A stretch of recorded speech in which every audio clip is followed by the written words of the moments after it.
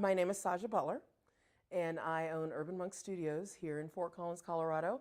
I'm also a professional musician with Lois and Lantern, and I do solo stuff. You just got really serious really fast. I'm an actress. I know what I'm doing. Impressed. Very impressed. Thank you. Can you spell your name for me? Yes, Saja Butler, Butler. So when Anne asked you about doing this story, why did you say yes? Why did you want to talk to us? Oh, this is my path. I have always been with social justice since since I can remember. My family, I've been blessed with a very cool family, open-minded, academic, spiritual family that always reaches out and tries new things and different things. And I thought that's how everybody was raised, and I didn't realize that's not the case. And in so doing, like coming out in different parts of the country and living different parts of the country, seeing the division, the exclusion, just simply because people had that habit from being in different areas demographically that are monocultured, I decided to share what I know with people via my business and music. So, where are you from originally? I'm from down south, born in Virginia, but lived in South Carolina most of my life. Went to school in University of Tennessee in Knoxville, Tennessee. And you took that southernness with you. Honey child. Yes, I did. What I'm guessing people might be like, that's a little different here. Yeah, it is hugely different here. I've been living here 20 years, and I still get culture shocked. I'm used to saying hi down the street to people and stuff. And oh, there's my bandmate Mary. Did I just ruin the whole shot? Great. Everything's ruined. I heard you talking. I was like, what? No, it's really okay. That's Mary over here, Mary. She owns Nerdy Mind here in town and does social justice work herself. Awesome. Yeah. So you're saying like bit of a culture shock. Bit of a culture shock here, you know. I'm used to how-dos and how you doing and that, and so I had to get used to that. But I loved the more open feel out here, people wanting to learn, not having tradition linked to how they believe and think, which allowed for people to, you know, I want to learn. I didn't know this information. Help me be educated more and enlightened more. And the same, and so it was really welcoming. I really like that about Colorado. Probably also a lot lighter. Girl, it's Vanilla Valley. Can you say that on? What's that like for you? It's like a fly in the buttermilk, honey child. That's what it's like. No, can I say that? I'm sorry. I'm like, I don't even know what that means. I don't know what that means. oh, you never heard that? Oh, so if I'm the only black person in a white scene, I'm the fly in the buttermilk, you know? That's what that is. So, Colorado's like. it is so interesting because I've never lived in such a monoculture before. And so I've had to, ironically, see more of my blackness. I've seen it here grow more into who I am here because of the contrast. And that I've gotten to know who I am as a woman, as a black woman who owns a business. All of that has been so enlightening. So I've gotten to know myself, strengthen myself, as well as deal with having to share that with other people here for the first time. A lot of people here, I've noticed, do not hang out or have not hung out outside of their race simply because there's no one else to hang out with. And if they do, that's kind of a taboo thing, which happens. In America, a lot of people don't recognize that most people stay within their races because of tribal situations. You usually get out of that in a university setting or in a big city. That's the first time a lot of people have that exposure. So when you're in smaller towns anywhere in the country or just any kind of monoculture, this is the first time anybody's seen you. I've had people shake visibly because I'm the first person outside of their color, especially white people, they've ever seen. One of my students, just 5 years ago, she's in college and she was raised in a very conservative household. And she told me that I was the first black person she ever saw live. So it's like so when I saw that kind of severity here, I wondered, I'm like, okay, I don't know what to do. I've never dealt with this before. So I just kind of had to take a moment to go within and kind of figure out like the experiences and the reaction of people go from that point. Because down south, even though people think, it is, very racist and very traditional, but ironically, people want to integrate more because we have the opportunity, because people just are, there's more diversity. Did you notice that more people were more open to having those conversations about race with you after George Floyd? Yes. After, yes, absolutely. Before, no. But after, yes. Because I think what happened was, before it was like explaining water to a fish. People can't see what they're living every day, right? You can't see the privilege that you've had when you've always had it. And so when you see a video of a black man being killed in 9 minutes, it wakes people up. You cannot not see that, right? You see clearly, okay, something's been happening. This is the pinnacle and the climax of that. Why on earth have I not seen this before? And then because of that opening, you can say, well, you didn't have to. Your skin is a VIP pass in America, where you get to walk outside of your house and not have to think about how to act in a store. For example, I always think like I have to make sure I talk white or, dress like great and look wealthy or whatever, and say hi first and engage so they don't think I'm going to steal anything or hurt anybody. Because those are the stereotypes that black people have. Even though white culture itself has done more atrocities in this country than any other race. Ironically, that is our stamp in this country. And so seeing that in 2020, people are seeing two things. They are seeing their own races, everybody is, and they're seeing how those races are caste-wise in our country and what needs to be done. And it's shaking everybody. Everybody's triggered. Was that a lot of responsibility put on you when people suddenly wanted to have those conversations with you and wanted to learn more? It absolutely was, but I've been having these conversations long before this, but it was refreshing to me to have them. Because finally, this is what a lot of BIPOC people are going through. We finally get to talk about it. A lot of people aren't ready, so they're like, don't come to me, who are BIPOC. But it's necessary and needed for those who are ready. We need to discuss this. We need to say the things that we've experienced every day in our lives. Our parents have experienced what it's like to literally live every day in America, so that there is ground and background for why the systemic racism still continues to this day. So it was a refresher for me to discuss this, and it heightened my energy. There's a part of yourself where you see yourself and you're like, that's why I'm here too. I thought it was just music, but it's this as well. And like the whole pie came together, and it was just like, this is why I'm here.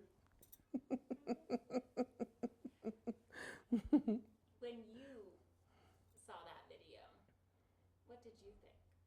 Well, I couldn't see the whole thing because as a Southerner, I got triggered. Seeing racial instances most of my life live, I couldn't handle it. Just seeing the Klan walk down the street in a parade in the South because they have a right to assembly, that shakes you.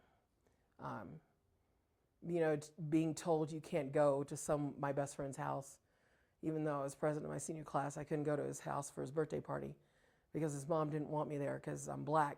It shakes you. All these instances that I've had and my family had, my brother getting pulled over constantly, friends getting pulled over, questioned, followed in the store. I just couldn't take it. I was just tired at that point because it's just like, yeah, this is what it is, So I couldn't handle it. So you never watched the whole thing? No, I will not. Because what am I going to see? The same thing that has been happening, I'm just going to see it in a slower motion of 9 minutes that we've been seeing for hours at a time in instances in America. It was just captured, like Will Smith said, and a lot of people say, like, nothing, this isn't new, it's just being recorded. So this is like, why am I going to, expose myself to something that I already know about and I've seen, and see this brother perish in front of my eyes when I just, you see that stuff and you hear about that stuff with family members and friends all the time. My mom, like in Virginia, woke up, and their family woke up to a cross burned in their yard one night by the Klan, and my granddaddy had to go out. He grabbed the shotgun and went and shot to wherever, and apparently got something because there was blood in the street. And that's the kind of stuff that happens and has happened and still happens. So I've got to be mindful to protect my psyche and myself, to not overload in that, because I'm supposed to be here to help heal and also release the old triggers. So being as sensitive as I am, there's only so much I can do. I've got to care for me first. Fill your cup and give from the overflow, so that kind of stuff empties it too much. How have you seen things change around you since George Floyd was killed? Oh, man, people have been talking, being vulnerable.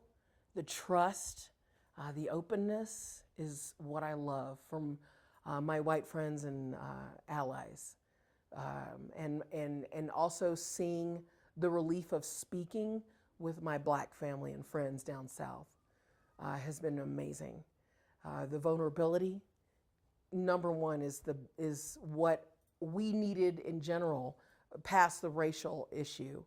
But the vulnerability allows people to recognize they're not alone in their emotions. They're not alone to feel and to express. We are raised, America was birthed in its contemporary form in a Puritan society, very repressed, rule-driven, and unfortunately exists and seeps into our rules and systemic racism today. And so to have this blessing of the racial revolution, is what I call it, coming today, allows us to be vulnerable for the first time for many, to allow that safe space to talk about these issues without much fear. I mean, again, you're talking to a lot of people who are, for the first time in their lives, in any instance, again, outside of racial issues, where they can just express themselves, depending on how they were raised. And so it's exciting to me to see how many people started, even friends online or calls and messages I've got, they started out talking about race and being vulnerable, but because of that, they started talking about their personal lives and being vulnerable in general. And I love that. It's just, this is what we needed to do to break the curse of the systemic repression and oppression in this country. It took a man dying to do that. Absolutely. And that's the thing. It's like, when we need to recognize so many times people have been executed and then things change, right? We've seen it over and over in our society. When is it going to take a moment that we can just change and evolve from within and allow people to be themselves without sacrifice, right? And this filming of this man for 9 minutes, you can feel the shift. You can feel like this cannot be unseen. We cannot go forward. And you can see the reaction of people who are in denial still. Like, we've had so many instances happen where people are like, this can't be right. No, we're not these people. No, this is the opposite. But it actually is, they're just simply reacting instead of responding because they can't believe how bad it's been. So they shut down and kind of react in an opposite way, a negative way, because it is tough to hear. It is tough to hear that our country has limited people simply because of the color of their skin, especially if you're the people who have that skin color who've oppressed them, right? And so we have so many people reacting, unfortunately, in a negative way because they're afraid. They're afraid that equality means losing whatever they have. And that's not true. I mean, everybody's been here the whole darn time, right? I mean, what's going to happen? Like, nothing's happening. It's just going to get equal, you know? But the fear makes people defensive first, right? And that's what it is. So if we get rid of that defensiveness by engaging more and seeing more examples of positive integration in love and inclusion, it's just going to get better. But it's just going to be a slow task because first you have to break down and see the mess. I always say that you have to break down and see the mess before you see the best, right? And it's important that people understand that we are in that mess right now. And one of my favorite quotes is Lao Tzu. He said, "Only when your sickness appears does your sickness disappear." And so we have to see this so it can dissipate and move forward. And I'm excited to see that happen. It will happen for sure. Yeah. What the hell are you doing in there? I know, that was hilarious. And we're done, God damn it. That was hilarious. That's pretty solid.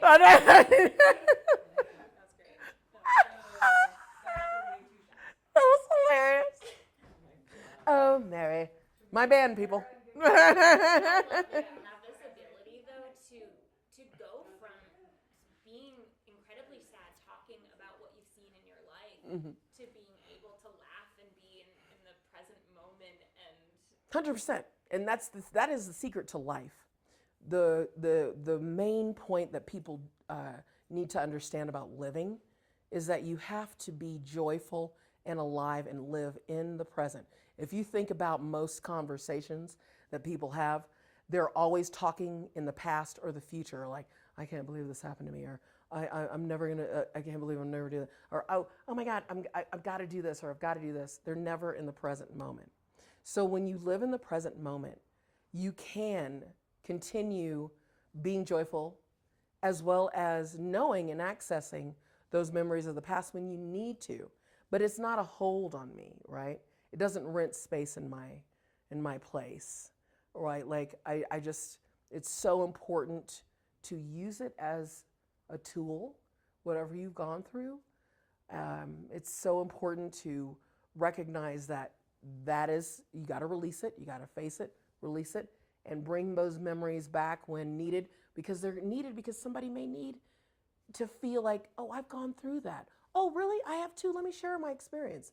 But I'm not experiencing that anymore. So why hold on to it in that way? Like, I'm happy now because of all that mess that I've gone through, as well as the joyful experiences. And I check in with myself every day. That's another thing a lot of people need to do. Every day I wake up, I have a cup of coffee. Very first thing I say to myself is, how are you, Saja? And then I answer honestly, because I have a studio here where I've got to be responsible and teach the energy of music to any and every being that comes energetically to my studio. And my stuff is not their responsibility. So I have to deal with that, and I make sure I have hours before anybody comes to deal with whatever. If I'm in a sad space, or if I'm happy, continue and lift it up, right? Because again, I'm teaching music. They're paying for it, and they deserve a clean, awesome lesson from me, you know? Do you remember at all how you answered that question to yourself about a year ago when you found out? Oh. When you heard about this, do you remember how you answered that question the week after? I do. Well, I actually do, because it was Memorial Day when that happened, and we're almost at a year. And also the same day, if you don't remember, the Central Park guy who was doing the birds with the Amy chick, that happened the same day, earlier that day. And so I wrote a post that went viral because I sat there and I said, you know how you have those clear moments where you're just like, enough is enough. And I wrote about white supremacist culture, and I wrote about the systemic racism that is happening in this culture, and that is the reason why we're here. And these two events happened today, and it blew up and went all over the world. And I got all kinds of support mostly, but I got some nasty emails and stuff, of course, because people were like, that's not true, that can't happen. And of course now, these very same people are seeing that it is, right? And so I woke up that morning and I just was clear. And I said, I've got to do something. I've got to say something, because this isn't cool. This is not cool. So that's what I said to myself. And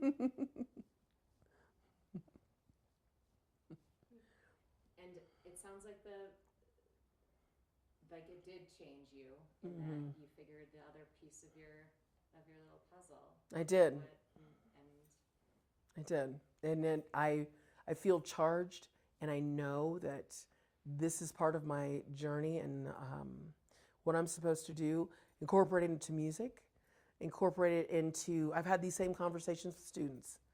People come here, most of my students are white, and they come and they recognize that they're in a safe space where they can speak their full minds, and I'm not going to blow up, because it's time to have these vulnerability, right? It's always going back to vulnerability.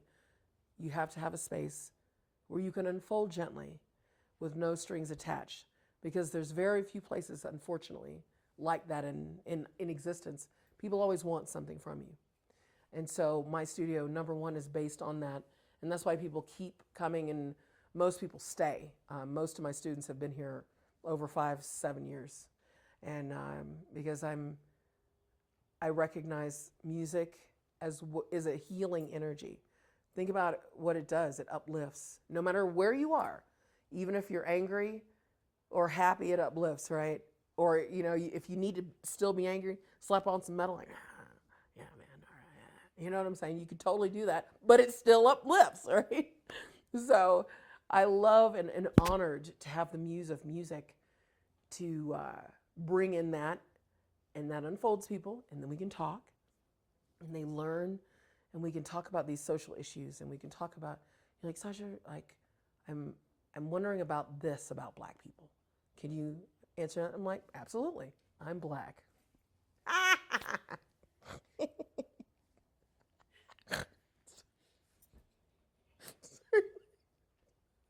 That was fucking funny.